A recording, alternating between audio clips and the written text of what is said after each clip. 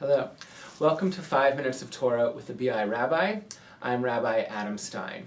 I'm coming to you from a wet and gloomy Vancouver Friday. I can see it out my window there a little bit. I think the rain's let up, but rain is a sight we haven't seen in a while here. In fact, most of this week we were under a weather advisory because of the high amounts of fine particulate matter in the air due to the smoke from the fires in the skies nearby. In nearby areas, actually recently some of the smoke has been coming in from Washington State, but the bigger tragedy for weeks and weeks now has been the danger and destruction and smoke coming from the fires from our own province of British Columbia. Now here in Vancouver, it's not the worst thing in the world. It's not great to be breathing this smoke, but at least we aren't dealing directly with the fires themselves.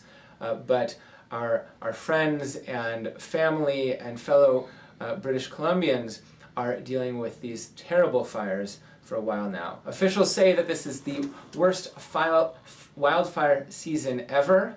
It's been unprecedented, and it might even continue into fall. It may not feel like it here in Vancouver, but literally there's still a state of emergency, an official state of emergency in BC, with more than 140 wildfires continuing to burn across the province. Again, BC's worst fire season in history, and it might not be over anytime soon. In some ways, we're in the midst of a compassion overload this summer. Not just from wars and violence around the world, but even just from the natural disasters that we've been seeing. Destruction from the floods in Texas, Rabbi Infeld talked about last week. India and Nepal also affecting millions and millions of people. Another hurricane in the Caribbean that destroyed, in many places, really destroyed some of those islands there, and now attacking Florida. And then this huge 8.1 earthquake in Mexico last night. So with all of that, with all that overload of information and destruction, it's all too easy sometimes to forget about the fires that are still raging here in BC. I want to take a moment to think about our Torah portion, and there's a connection here about the land. Our Torah portion, Ki Tavo, makes mention of this famous phrase about not the land here, but the land in Israel, a land flowing with milk and honey. Or for an even juicier translation that I read today, a land oozing with milk and honey. Professor Jeffrey Tigay, in his commentary on the book of Deuteronomy, mentions that milk and honey were regarded in biblical times as necessary but also choice foods. They were given, offered as gifts to guests. And in the Song of Songs even, in that famous book of love poetry, they're used as metaphors for the sweetness of love.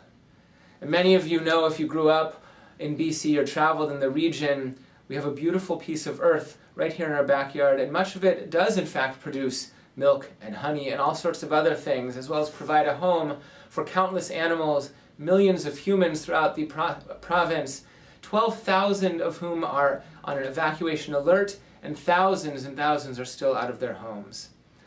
So many of us have been asking, how can we help? There are many ways to contribute time and money and other resources to help those affected by these fires. And there's also a way through the Vancouver Jewish community. The Jewish Federation of Greater Vancouver opened up several weeks ago the BC Fire Relief Fund to assist those affected by the wildfires across British Columbia. They're working with the UIA and in communication with members of the Kamloops Jewish community, directing the funds towards them to ensure that they're deploying the funds that we give effectively to help those impacted by this challenging situation. So if you'd like to give through this Fire Relief Fund, you can simply go to jewishvancouver.com/bcfire. jewishvancouver.com/bcfire. Rosh Hashanah is coming up. It's sort of unbelievable, in just under 2 weeks, starting on Wednesday night, the 20th. Let us hope and pray that this is a new year of health and safety for those affected by natural disasters occurring throughout the world, hurricanes, floods, earthquakes, and especially for those right here in British Columbia. We pray that victims are able to recover, clean up, rebuild, and move on to enjoy a sweet new year in our own land of milk and honey. Shabbat Shalom and Shana Tova.